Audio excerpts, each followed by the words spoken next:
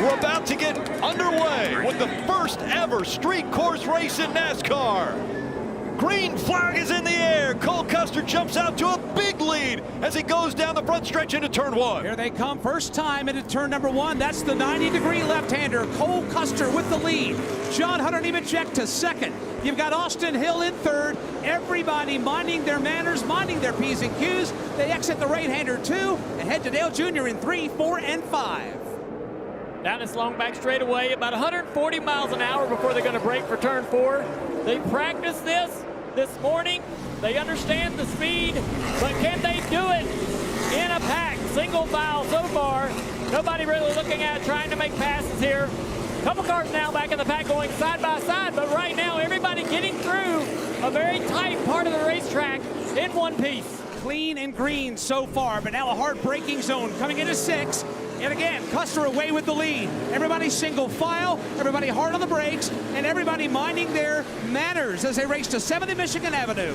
Great job by these drivers. A completely new restart. It spread the field out, and now they're just learning. Now they're saying, hey, this is a long race. We know how many incidents have happened in practice. Let's be smart. Let's learn what my car does well and what it does poorly. And then I will take the attack and the fight to the guy in front of it for the first lap. Let's make sure I got this car underneath me. Over the bridge and into turn 12 for the final time.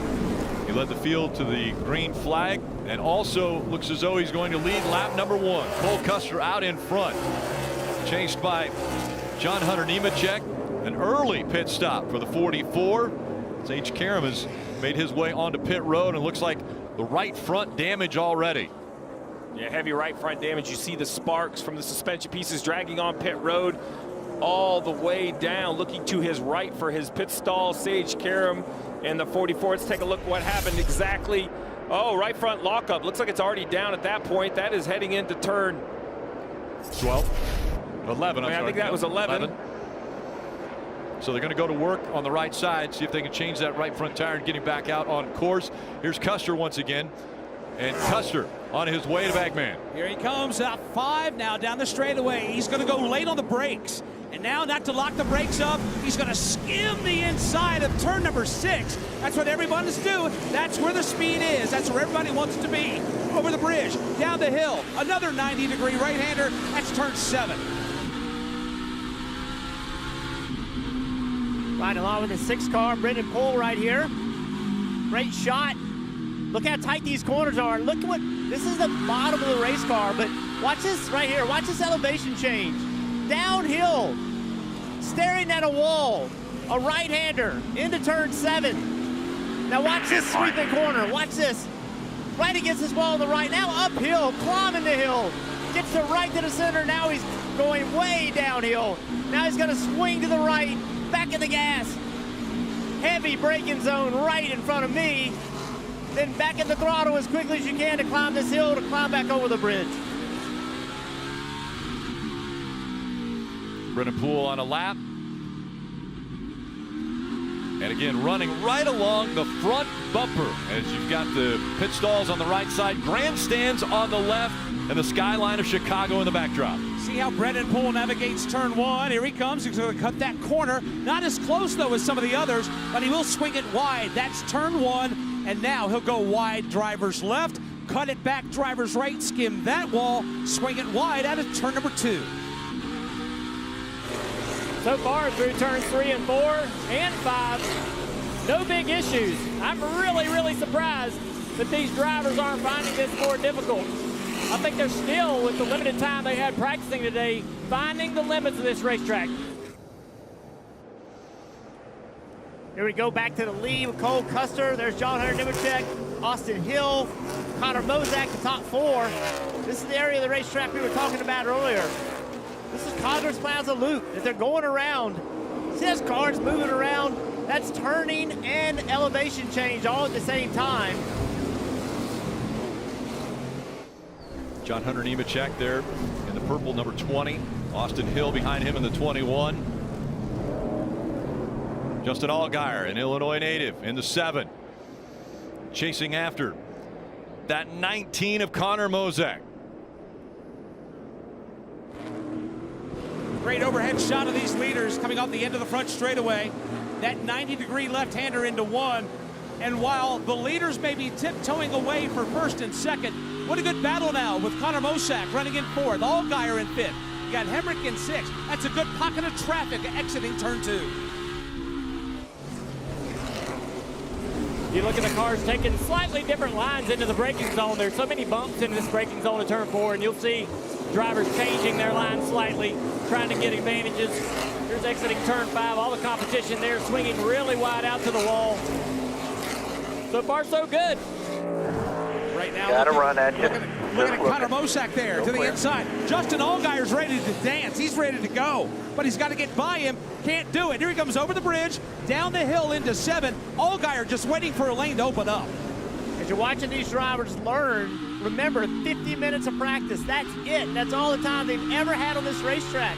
So Connor Mosack trying to drive away from Allgaier. Allgaier trying to find a way to outbrake Mosack. Where is the passing zone? Where is his weakness? Where will the racetrack allow me to make a pass without damaging my race car? All that is being learned right now. And they continue to learn on the fly as Mosack was looking back on Allgaier. And a lot of smoke out of Justin Marks and the 10. That looks like a mechanical issue. It doesn't look like tire smoke. It's out both front tires. The yellow is now out. Oh, and he gets spun around in the middle. I believe that's turn 11 right under your feet, Jeff. Yeah, I think there must be oil on the racetrack right behind him. I cannot see it. Caution is out. Kim, what do you know? He came on the radio and said the motor just blew up. So very devastating for a driver that we had pegged to do very well in this course. Again, he came on the radio to confirm to his team. It just feels like the motor blew up. Yeah, I can't see oil now, just right on the inside lane. So let's go back and watch it. You see right here, Steve said it well. Clearly not front tire lock up. That's just a blown engine, oil getting on the exhaust headers, coming out with smoke, and there he is spinning out in his oil. Fortunately, that's in a very slow part of the racetrack and no one else got caught up in it. He was running 10th, had a really good practice. He was going to be a threat today. Sage Karam almost comes in here and takes him out, but just really disappointing for Justin. He had a very fast race car today. Rick, we talk about the challenges of the street course for the driver. Let's not forget about the equipment. Hard on the engines, all the upshifts, the downshifts, and in the end, it looks like a mechanical issue is going to end the day for Justin Marks. Take another look. What happened here? Coming through the Congress loop, the engine expires for Justin Marks, and the caution comes out here in Chicago.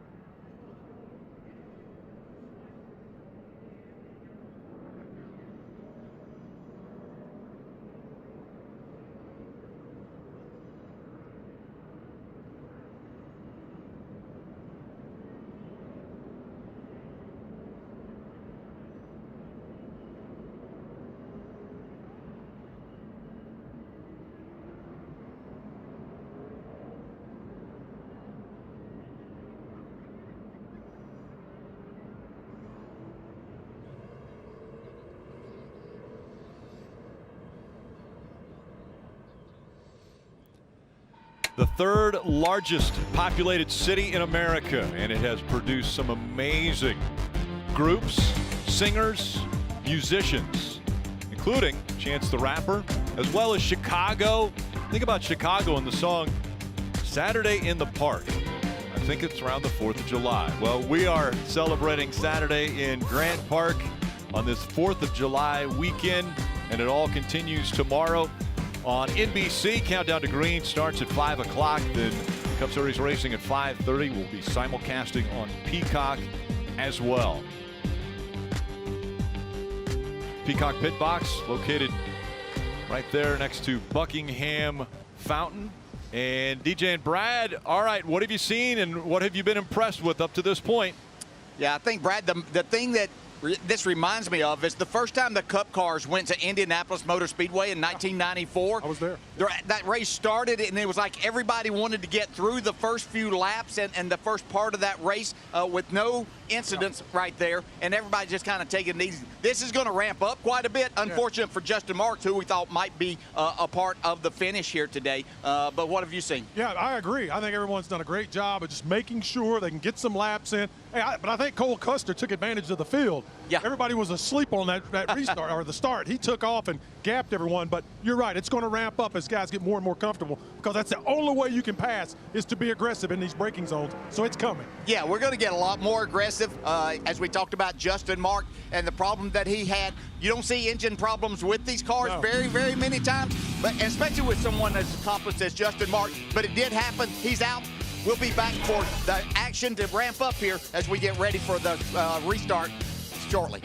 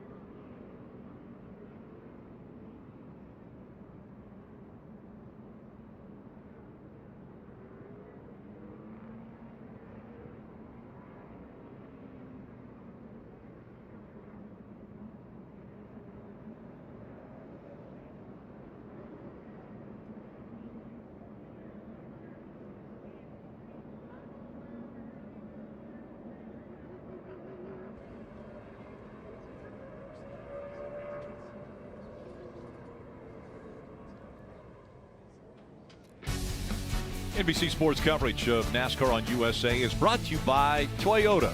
Let's go places. And by Progressive. Save when you bundle motorcycle, RV, and boat insurance. Visit progressive.com. Aerial coverage brought to you by Pods. Moving this summer? Save up to 30%. Pods.com today.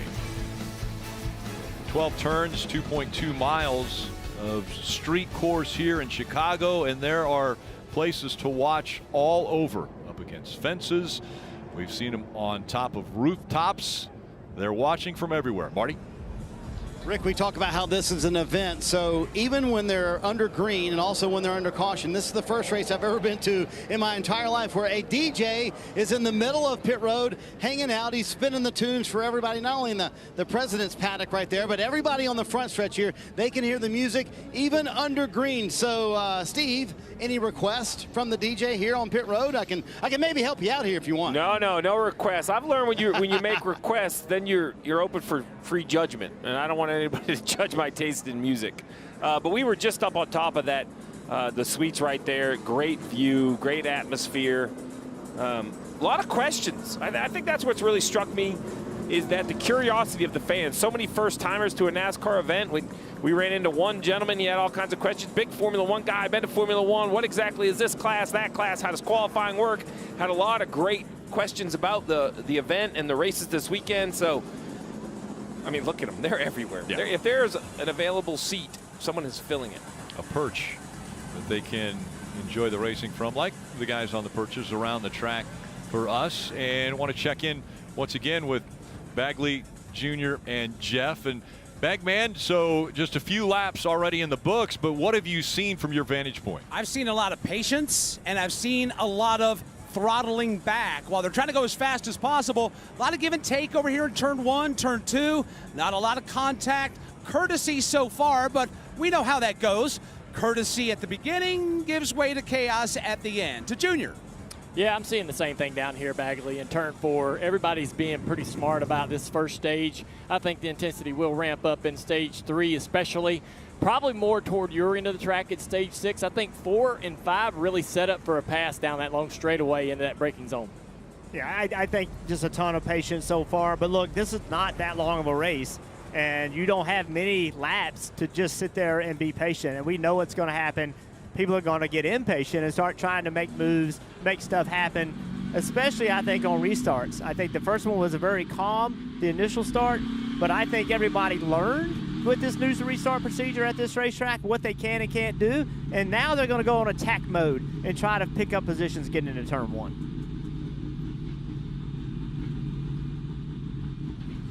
So many things around the track that the fans have been able to enjoy. For example, Navy Pier, that's just a little bit north and east of Grant Park where we are. Willis Tower, very famous, one of the tallest buildings in America. Then you've got Cloudgate, which a lot of people know as the Bean.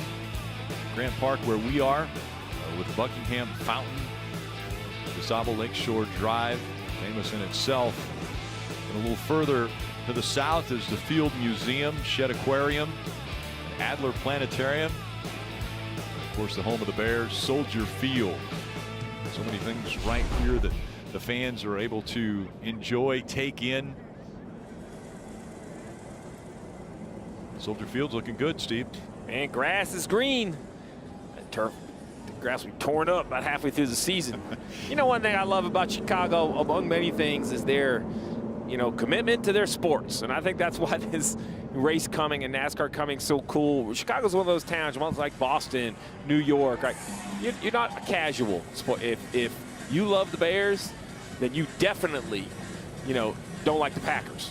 I mean, that's how it works. Right. These divisions and these different battles. And we kind of get that flair, right, with 2311 and Jordan Onan part of 2311. I will say the NASCAR shoe game has been as strong as it could be. It seems like everybody I know has got them a fresh pair of Jordans. When you come to Chicago, you got to have a little bit of flair. So it's help with the wardrobe. Well, the fans are waiting for the track to be cleaned and cleared, and we'll be back for green flag racing here in just a moment.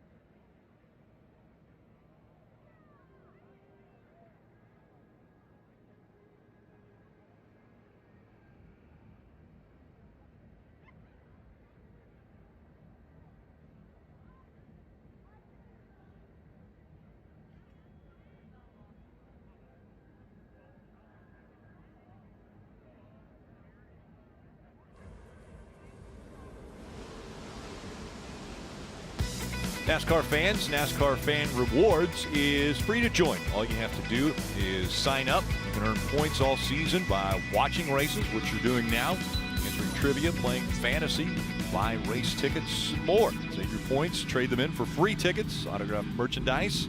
Visit NASCAR.com/fan rewards. Marty. Well, Rick, a lot to play for John Hunter Nemechek, who comes into the race here in Chicago, being the championship regular season points leader. And I asked him earlier for the key word today. He thought about it for a second, and then he said survival. He said, I learned that early in practice. He wheel hopped on one of his laps in practice, accidentally hit the wall. They were able to knock it out. He said, that told me I may have to back it down just a little bit in the race. He said his entire goal, Dave Burns, is to be in the top 5 with 15 to go. Connor Mosack is in the dark blue, number 19, running 4th. He's new to some NASCAR fans. He's 23 years old, from Charlotte. Has spent most of his time in the Trans Am Series and ARCA Series, now trying to make his way in the Xfinity Series. The interesting thing for him, he's run 2 street court races with the exact same barriers that are on this course. The Nashville Street Course the last 2 years, he finished 2nd and 3rd. Kim? Well, Brett Moffitt had a great qualifying effort, qualified in the 7th position, currently holds that position. I asked him what the goal is for today, and he said making the most of this opportunity. He said there are so many eyes on this race. It is history in the making, and we have to keep this track position. To do that, you heard Marty talk about survival. This team echoed that. They said they have to keep their fenders intact and hope they're in position for a strong finish. And for this team, a good day is a top 10 finish with a clean race car. And getting ready for the restart, we will show you the choose, which is in turn 9. But again, the cleanup had taken a little bit longer because of the fluid and liquid being put down on the racetrack from Justin Marks when the engine expired. So you see there the speedy drive that they put down and then had to sweep back up so that it wouldn't be too slick when they're going through that very tight turn, which is turn 11, coming from the Xfinity 10G turn. Yeah, Rick, I'm really interested to see when they get to the choose lane, choose cone right here, what lane do they pick? Remember, this restart zone, you guys explained it, is before the last corner. So do you pick the outside lane so you can get momentum and leave turn 12 going to turn 1, or do you pick the inside lane? And that's a question that everybody is watching. All the Cup drivers are watching this. Everybody's trying to learn that we've never had this restart procedure before. The reason we're doing it is because on some of the road courses, turn 1 has been a complete mess with tons of cars going in there. You can see Custer, he went to the right side, so he is going to be on the inside lane leaving turn 12 going to turn 1.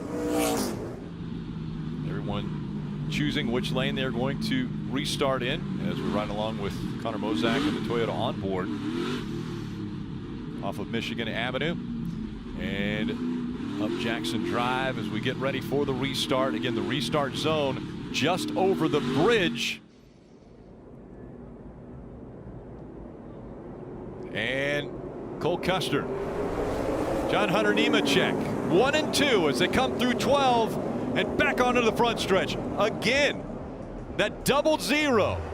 Cole Custer looking strong, but here comes Nemechek on his outside. That purple number 20, and John Hunter Nemechek is trying to get back to Custer. He's going to go wide in 1. Now he's going to cut to the inside, and he's going to be chopped off. Cole Custer's blocking all advances now into 2. John Hunter Nemechek is ready to dance as he heads down to Lakeshore Drive. Battle back there with Connor Mosack to the inside. Looks like that's going to get settled, with Allgaier taking the position in 4th, down in the braking zone here, turn 4. Everybody buries it down into that corner, really fast corner, but very narrow. No contact so far. Back to you, Max. Yeah, here they come out of turn number 5. This is good braking, good passing opportunity. Let's see if Nemechek in the 20 purple car can go a little deeper. He does, but he doesn't go deep enough. Here they are stacking up in single file formation, looking further back. Got Miguel Paludo there in the 88 car. He's trying to make some moves, double wide, headed to 7. As they enter turn 7, here's 2 cars side by side. Kaz Growler on the outside. Can he stay there? No, there's no way. It's just so narrow, can hardly go through there side by side. See that 26 car? Well, Growler, he was pushed it to try to make something happen, but just couldn't do it. 2 car lengths the gap between the top 2 as Cole Custer now trying to pull away from John Hunter Nemechek, Austin Hill, and Allgaier. Top 4. Riding along with Connor Mozak right up against that outside wall as they go down the front stretch and into turn 1. Connor Mozak in the number 19 cars running into 5th position. He's trying to do some overtaking coming into the corner. He's going to go a bit wide. Didn't hook that corner as tight as I thought he would. That's going to cost him a car length or 2. Let's see if he can get it back under braking. Coming into 2 as we transition back to Cole Custer in the 0-0 with the lead. Cole Custer comfortably ahead right here. Nemechek in second right there, and then another several car lengths to Austin Hill, who's having a great run today. Running in 3rd position.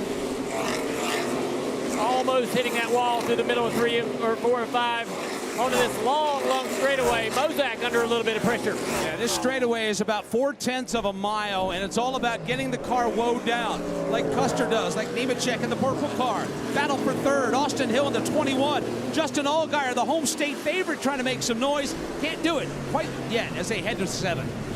Allgaier is on the offensive, though. You can see he's got a fast race car. His car looks very solid. Hill's car in front, that 21 car, you can see it moving around a lot. The 7 car looks stable. He's able to push really hard and be aggressive. Look at Cole Custer. Look at him pop the right front tire off the ground, exiting that loop. 11 laps complete, 55 laps is the race. 44 laps to go. We expect the fuel window to be about 30 laps, so you can't make it to the finish quite yet. As we get closer to that 25 lap mark, I think we'll start to see some activity on pit road. Watching Connor Mozak in the 19, getting up to about 115 miles an hour. This is turn 1, going down to 50 miles an hour. He'll now squirt ahead just a tad, go almost to triple digits. This is turn 2, the right-hander. And now, this is where he'll really go up through the gearbox and get all he can as he heads to turns 3, 4, and 5. Probably around 140 miles an hour max speed. Right into this braking zone, bumpy braking zone. To nothing right there. 5 lanes down to 2.5 lanes. Then it opens wide again. Off of turn 5 and down the long straightaway. 2,000 feet. They haven't tested the boundaries of the braking zones yet. Everybody's been pretty courteous. Let's see what Connor does. Up to 135. Now he'll woe it down to about 55, 50, 49 miles an hour. Quickly back to the gas down the hill to 7. Connor Mozak doing a really good job. Former Junior Motorsports late model driver. Several Trans Am wins. Just doing a really nice job here. He's accustomed to street course racing, as we talked about before. He ran the street course in Nashville. Trans Am Series does a really good job of preparing young drivers to bring the battle to some of the best in NASCAR and road course racing. Connor Mozak, the 24-year-old, making just his 10th start in the Xfinity Series. And it happens here at the streets of Chicago. Connor Mozak was chasing after Allgaier. See if he could follow that line. Allgaier very strong as he crosses the finish line. Watching Justin Allgaier in the 7, Connor Mozak in the 19. This is the battle for the 4th position. Right now about 3 seconds behind the race leader. Here they come now. Allgaier off of 1 through the short chute to 2. See what Mozak can do with him on this long straightaway that leads to turn 3. These cars are in the shade right here all the way around the racetrack. The temperatures drop probably 15 degrees when the clouds come in versus when the sun's been out today. It adds a ton of grip to this racetrack. Marty. Junior Justin Allgaier trying to hang on to the 4th position there, but he said something very interesting. He said the car is starting to lack a little bit of forward drive. That's part of his issue, but he also said, I'm still trying to figure out where there's lap time at this track. Jeff, that's an important point. There's still 43 laps to go, and they've only had a few laps of practice. I think these drivers will be learning until the final lap of this race. I'm not aware of any racetrack we've ever been to where we got such little time. And it's a very unique, very difficult racetrack. So there are big chunks of time that drivers can find. But the problem is they don't know where it is until they push and try to find that speed. And of course, when you try to find it, you make a mistake, then you hit the wall. So that's risk versus reward. Still a long way to go in this race. Long way to go. Stage 1 will end in 2 laps. But again, a caution doesn't come out on the road course or street courses. Cole Custer out front.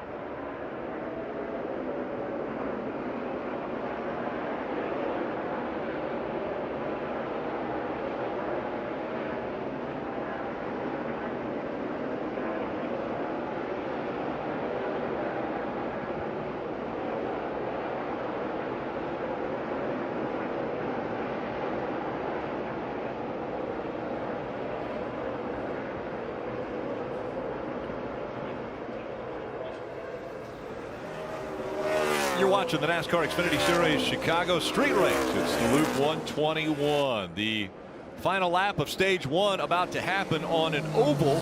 There would be a green and white checkered flag and then a yellow flag where they would stop, and the top 10 would earn stage points. As a matter of fact, the stage winner would get a playoff point, which they could take to the playoffs with them. Keep filling that bucket up. Here, because of strategy, Steve, they don't stop anymore. The caution doesn't come out. They continue to race. Yeah, the crew chiefs really manipulated, knowing exactly when the yellows would come out, and it took away all the strategy, all the opportunity to do something different. So as you see the top 10, Brent Moffitt in 6th, Sammy Smith 7th, Daniel Hemrick 8th, Parker Kligerman in 9th, and Chandler Smith in 10th. Chandler Smith will be the last car that scores points, just the top 10, but I do think this is a little bit better. It gives the crew chiefs more options. Cole Custer wins stage one. Nemechek in second place, gets 9 points. There you see the points and the breakdown of stage one and how they ended there. Interesting, Custer only led 5 laps in his Portland road course win just 3 races ago, and already he's been out front all 15 laps of this one. Mike?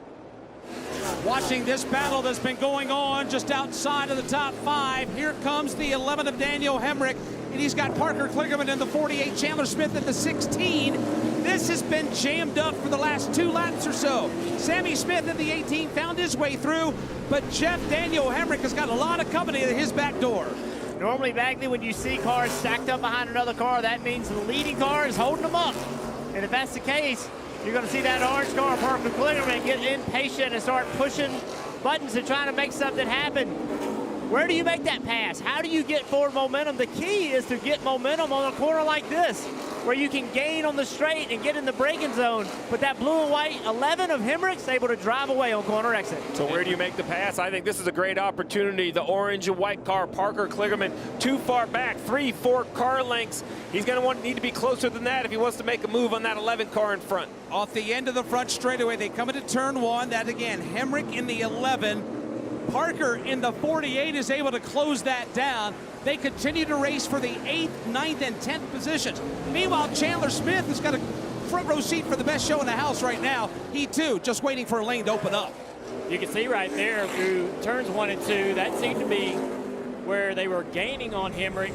Down here in turn 4, we got a car hard in the tire barrier right here, the 34 car, Castro. Andre Castro into the tire barriers. Again, as I mentioned at the beginning of the show, this is his very first ever Xfinity Series race, and first time obviously in street course for the Xfinity Series, driving for Jesse Awuji. And you see the tire tracks, that is straight into the tire barrier at the end of turn 1. End of the front stretch into turn 1. Yeah, is that tire marks on that pit wall? Looking back down pit wall there.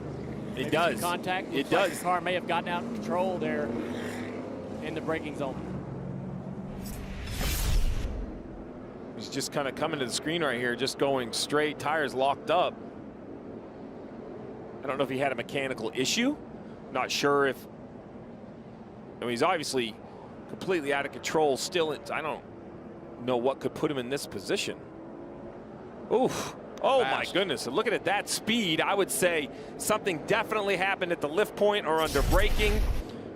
What great work by that tire barrier to absorb that impact. 4 or 5 rows of tires in front of, there's a great view, right? So to your right, that's turn 6 of Columbus. To your left, that's turn 1 on Columbus. That's where they kind of mix. Right in front of Mike Bagley. Bagley, did you hear that impact into the tires, or did the tires kind of even soften the blow noise-wise? Never heard a thing. He came into turn number 1. I didn't even know that he had hit it. The colors blending in with the tire pack, but the tire pack did its job. That's why they're there. Those tires are there so the driver just doesn't plow straight into concrete. That softens and cushions that blow that he just took. And as we saw, he's able to climb out of that race car, and he's been able to go to the care center and get checked out. The New York City, New York native, Andre Castro, a University of Chicago alum, brings the caution out after slamming into the tire barriers in turn 1.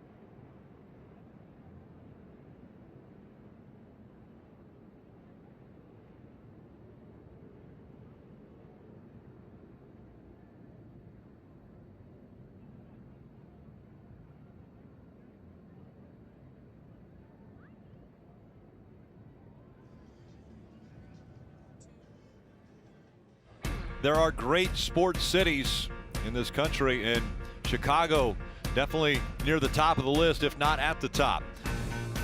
Marathon, the Cubs, White Sox, the Bears, Bulls, as well as WNBA, Chicago Sky, Chicago Fire, Chicago Red Stars, Blackhawks. They've got it all here. And now NASCAR on the streets. Well, tonight at 8 p.m. Eastern on NBC and Peacock, the USFL Championship game. It's the Pittsburgh Maulers versus the Birmingham Stallions. Game at Tom Benson Hall of Fame Stadium in Canton, Ohio. That there is one of the most iconic stadiums, Soldier Field, here in Chicago, home of the Bears. 1986, Rick. They beat my Patriots. Man, Refrigerator Perry, and from here on out, you never liked the Bears? That's correct. Since 1986, I was 7 years old. It was a moment in life that really changed the course of my football fandom. But I like that team. It was a flashy team. If you're going to lose to somebody, you remember? You said Refrigerator Perry. Remember the Super Bowl Shuffle? That was great. Remember it. I think with a little bit of practice, I might be able to do it. We don't want to see that, do we, Marty? I don't want to see Steve do the Super Bowl Shuffle. I'll pass, Rick. So this would say, you know, hey, they can't make it all the way from here. And Steve talked about it earlier. There should be one stop today. But here's the dilemma. A lot of teams are considering pitting. It's a little tougher decision for crew chiefs than you might think. In fact, a moment ago, Andy Street told Austin Hill on the radio, they sit in third. He said, my plan is I want to stay out here, but I don't want to be the only one who is here who doesn't come to pit road. So they could pit here, Kim, put on their 4 tires and take fuel only at the end if they need it. Yeah, Marty, same conversation on my end of pit road, but I'm watching Chandler Smith and what he's able to do on the racetrack. His only top 10 in the last 7 races came at Portland, a road course. So I asked him if that gave him confidence this weekend, and he said, no, this course is new. Every single corner is a challenge. I am still learning through the course of this race. Right now, Dave, though, he seems to be learning fast because he's running in the top 10. Kim, this morning, Sheldon Creed told me on the track walk, I want to lead practice, I want to get the pole, and I want to win the race. Didn't quite happen because he crashed in practice going for the pole. So he started at the rear of the field. He's up to 16th. He's reported that the backup car that they got out, is just as good as the one he tried to qualify on the pole with, just having a little fuel pickup issue right now. But the 2 is going forward. Don't count him out. That fuel pickup issue, it can be a concern because the way strategy works, as Marty pointed out, you would imagine you're going to be low on fuel towards the end of this race. So I don't know what the fuel pickup issue is, but you need that system to work as efficiently as possible to pick up gas gauges, right? You weigh the fuel in, decide how much it takes, do a little bit of math, assume you got it full on the pit stop. A lot of assumptions. That's why we let you take care of all of the math. So I moved to TV. I ran out of gas enough times. I said, this is going to be better. But this will be interesting because, do I think new tires will make your car faster? Absolutely. Do I think a fast car can go from, mid-pack to the lead? Maybe, but avoiding trouble while doing it, nearly impossible. The track is just, the twists and the turns, and there's trouble around every corner, as we've seen already in practice. You mentioned the word trouble. Well, anytime you're in the Midwest, the possibility exists of maybe a storm popping up, which rain is not a problem, lightning is. And within 8 miles, there was a lightning strike.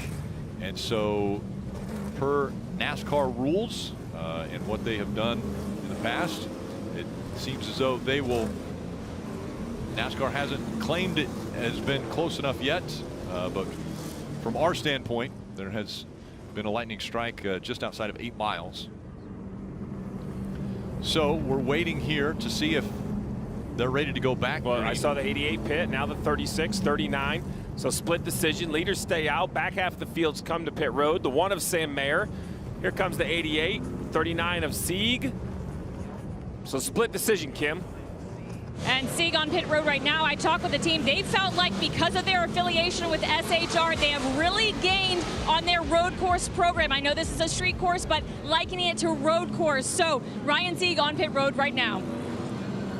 Josh Berry also on pit road, Kim. He is coming down pit road. They had to pit because they flat spotted the left front tire going into turn 1 a little while ago. You also see the 98 of Riley Herbst on pit road. So some taking advantage of this caution here. 11 to go in stage 2. Again, 11 laps until stage 2 is complete, where once again we will distribute points to the top 10, getting ready for the final stage. And race to the checkered flag. But again, quite a few came to pit road here under this caution. Yeah, kind of the back half. It looks like maybe 20-ish stayed out. Custer, Nemechek, Hill, the front of the field's going to love to hear that. So the big fear is, all right, strategy, fuel, it's obvious, let's do this. And then all of a sudden, you know, you let your guard down and third on back pits. Now you're the only 2 cars on old tires. And you're like, oh, man, we have totally messed that up. That's the big heartburn for the leaders. So seeing how, you know, enough stayed out behind them, they're going to feel good about this decision now. They feel they can kind of run off and hide, get inside their fuel window, and then pit just one time, hopefully.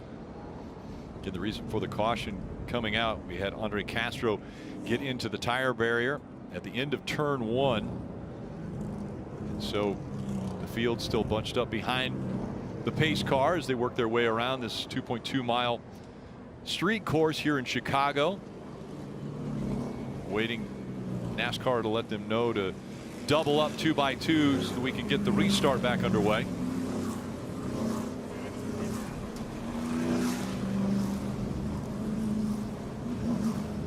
Something so unique as racing on the streets,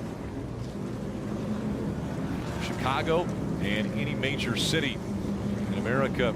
It just has not been done before by NASCAR, and this is the first ever race at the Xfinity Series level on a street course. You know, Rick, there was a lot of trepidation coming of what this course would look like and how it would flow. But I think Denny Hamlin said it the best after Cup qualifying. He'll be on the pole sitter tomorrow for the big Cup race. And Denny said, listen, I'll admit it. I was a naysayer. I wasn't sure it was going to work. He goes, but I think this is actually going to put on a great race. I think we're going to be able to pass. It's been proven by some of the cars today moving through the field. You see the playoff standings and multiple wins for Austin Hill and John Hunter Nemechek, Custer Allgaier, Chandler Smith, Burton, and Sammy Smith, all with wins already this season. On board with Connor Mozak. Still under caution from here at Chicago and the street course. We'll be back hopefully for the restart right after this.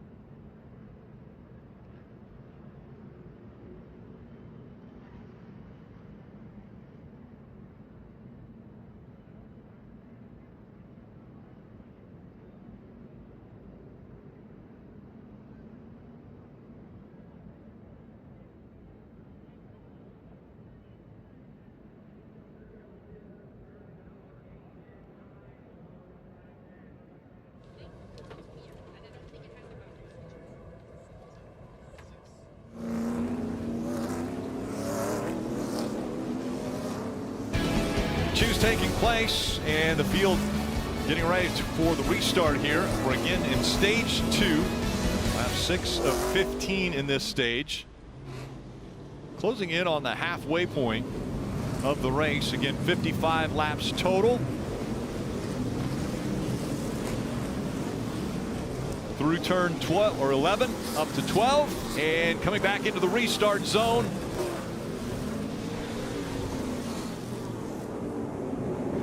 Cole Custer hard on the gas. John Hunter Nemechek on the outside as well. Cole Custer has really used that right side for the restart zone in his advantage. And once again, but here's our first real contest we've seen for the second position. Allgaier on the right gets run a little wide. Nemechek clear for second. Fight for third now. There's Allgaier on the inside. And Austin Hill on his outside. Very tight as they come up through 2. It instantly feels different as we close in on halfway. The drivers are not acting like they were in the first stage or the first start. They know this could be it. We could be very close to green flag pit stop. So, oh man, so tight at contact into turn 4. Connor Mozak might have got into the back of Austin Hill there. Down Columbus Drive again, heading for turn 6. Now, Hill trying to stretch it out a bit. Cole Custer, though, has a mirror full of John Hunter Nemechek. This is what a shot. Look at the body roll of the tire rubber. You can see how just bumpy that left front tire bounces through the corner. Right here's a great shot of the change in surface. Turn 7 to 8 and up the hill through Congress Loop. A little bit wide there, and it gets narrow. Once again, we had a few pit stops under the yellow. Miguel Paludo, first one on tires back in 18th. There comes Paludo right there, that bright green number 88. Thank you to Junior Motorsports for the paint scheme. It's a little different than Allgaier. We can point it out. Cole Custer, he has really figured out the restarts. I know the restart zone's a little new, but he's doing a nice job. Here we go. What happens here? Give, take, or do we contest? If Mozak can stay to driver's right, he'll have the inside for turn 2. He will attempt to do that, Rick. Daniel Hemrick on his outside in the 11. Connor Mozak in the 19 on the inside, and Mozak just noses ahead, but the battle continued. A little bump there by Sammy Smith. Mozak seems to be off the pace more than I thought. Now I guess he's getting going, maybe just a poor exit. 2 wide, this is a very difficult position for 2 wide. You see why inches to that tire barrier. Very tight through 4 and 5. Coming out of 5 here, you see him sliding onto Columbus Drive. Through turn 6 and contesting the spot again.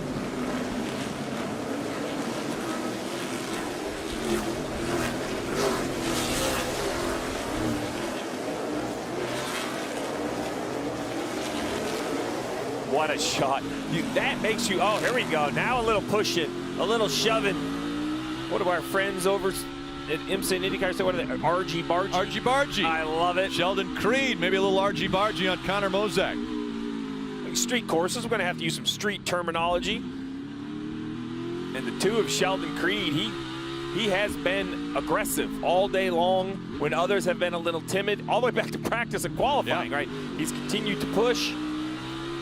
Remember, Sheldon Creed had the second fastest qualifying, but the work they had to do to that car to get him back out here for the race put him toward the back. Sammy Smith able to clear the 11. But that was well done by Daniel Hemrick. You see how he timed that to actually leave right on the bumper of the 18 to try to avoid bleeding time to the car behind him. And now we see Creed clear of the 19, a little bit of gap in front. Sheldon's going to try to use that gap as much as possible, run him down. Saw the 50 of Preston Partis just behind them. He's also an established road racer. There's the 50. Single file, but Steve, not for long. These guys seem to be setting each other up, learning every lap where they could be a little bit more aggressive. That is exactly right. These passes are set up. It isn't a single corner. You may see a pass. So now we see 2 wide. Paludo with the crossover, that double 88. So, you know, it's not a single corner pass. You take a corner 2, 3, 4 to time your run to try to get to the rear bumper on the correct straightaway or the correct set of corners. Like this right here. This is not a passing zone. This is basically a speed zone. You have to get through here with enough pace that you have a chance when you get to turn 11 and come back towards the front stretch. This right here, we're looking at Congress Plaza Loop. Now we're looking at him heading into turn 11, a right-hander up and over the bridge. Because of the weather in the area, and I mentioned that lightning strike earlier, some of our higher cameras are not able to be used right now. And so that is why you're seeing a little bit closer to ground level vantage points. Yeah, so oh, caution. We have a caution on the racetrack. And NASCAR is telling us that that caution is for lightning. And so that will be a 30-minute delay. And in a very tumultuous spot in the race with 31 laps to go. So this will bring everybody into their fuel window. It'll also give everybody to catch their breath, figure out what they need different. Practice this morning was very broken up, started on wet, switched to dried tires, that is. There's Connor Mozak as we look back to him. 6 laps to go in stage 2, and the caution comes out for weather here in Chicago. Very close racing.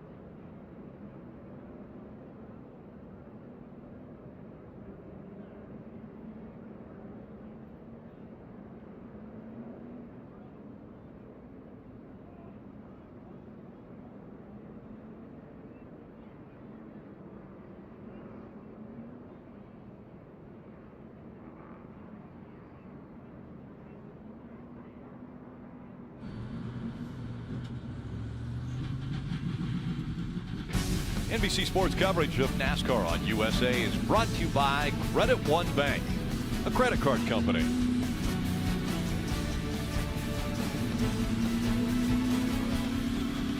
So anytime you go to a new track, obviously you've got to learn it. You have to know every inch, every turn, every straightaway. Well, we asked the Xfinity drivers, please draw what the Chicago street course looks like. This is how they did it. What's up, guys? NBC asked me to draw the Chicago street course. I'm gonna see what I got. It's gonna be interesting. We're just gonna start right here in the middle. We'll go with the start line here, because I feel like that's probably a little too long. And then you kind of go up and around. I don't know what building this is, but there's something here. Then they came close together somehow. Left, right, right. That's a little too far. I feel like that's pretty close. a second. That's not bad. It's gonna need some work. I feel like other than my little area right here, I feel like I did pretty good. Mine kind of looks like a long-nosed dog or something. This track looks way better than the track I designed, so I'm glad they went with their design. Chicago. What was Parker thinking? I mean, what state is he in? Has he ever even seen Chicago? What kind of prep did he do? Now I'm gonna have to give Allgaier credit, other than the little, like, I don't know, I'm gonna call it like the, if that is the long-nosed dog, then that's like the mouth maybe over there, but it was pretty impressive. Yeah, Allgaier was right on it. But of course, being from Illinois, he's very familiar with the streets of Chicago. So he knew what it was going to be. NASCAR bringing the cars onto pit road. Again, a lightning strike in the area. No precipitation. If it was just rain, they can rain. They have the wet weather tires and they can continue on. But with lightning, they have to bring them onto pit road. And so that is what they are doing now, bringing the entire field. It'll go to a red flag condition. No one can touch the cars. They can't make any adjustments, make any kind of tuning up of the cars while we're under a red flag condition. So that's what we're about to see here in just a moment. Steve, let's take a look at this race recap as we have completed 25 of the 55 laps. Cole Custer was the pole sitter and led the field to green. You see relatively organized, and then right away an issue for Justin Marks, one of the contenders we thought was going to be around at the end of this race. He had an engine issue and then eventually kind of spun out in his own oil. The owner of Trackhouse Racing, winner last week, will run tomorrow in the Cup race. Didn't go his way as a driver. Cole Custer winning stage one and getting a playoff point, but then big hit for Andre Castro in turn one. Yes, really scary impact, end of a very high speed straightaway. Bad angle, tire pack did an amazing job, and then we got back to racing, and you could tell everybody knew it was starting to get past halfway. It's time to go. Too wide racing right up until the lightning strike. And so that is the situation that we are in now. The cars have been pulled onto pit road, and the red flag now has been displayed. So the drivers will climb out. They can cover the cars, just can't do any kind of adjustments or work on the cars under a red flag condition. Now, if you're Cole Custer or Nemechek or Allgaier, this could be frustrating because things were kind of going your way. It was a smooth day. You were probably closing in. I mean, look at Cole Custer. He's led 25 laps. He was probably right around the corner from one of his final, his first and final pit stop, one pit stop for the race. If you're further back into the field, say Parker Kligerman, having an okay day in ninth, but now is a chance to kind of catch your breath and say, reassess. How can I overcome Custer and Nemechek and Allgaier? We've kind of seen the hand that they have, the pace that they have in their cars, so you can kind of adjust. I don't know if there's a tremendous amount of game planning, like option A, B, or C, but it's a lot easier to sit face-to-face and have those discussions than trying to do it over the radio and explain it to your driver. And with 5 laps to go in the second stage, I think the leaders will run to the end of that stage to get those points as well, then probably try to come to pit road. So a slight delay in the completion of stage 2. Lightning in the area, red flag condition here at Chicago. Well, that's how it sounded earlier today. Unfortunately, still under a weather delay here at the street course. Jeff has rejoined us from his perch outside the racetrack back here in the booth. As they run, Custer, Nemechek, Allgaier, Brett Moffitt having a really nice run, Jeff. We have Austin Hill, Sammy Smith, Daniel Hemrick, Chandler Smith, Parker Kligerman, who just joined us here in the booth, and Kaz Gralla. What's your take as we sit just shy of halfway overall with that top 10? Surprise, or are there names that jump out to you? Well, Custer, Nemechek, Allgaier, they're all Moffitt, Hill. So no, they're all good road racers. Not a surprise about those guys. Kligerman that you just had in there, Gralla, they're all really good road racers. So I think that matters. The experience that they had applies to this racetrack, such limited practice.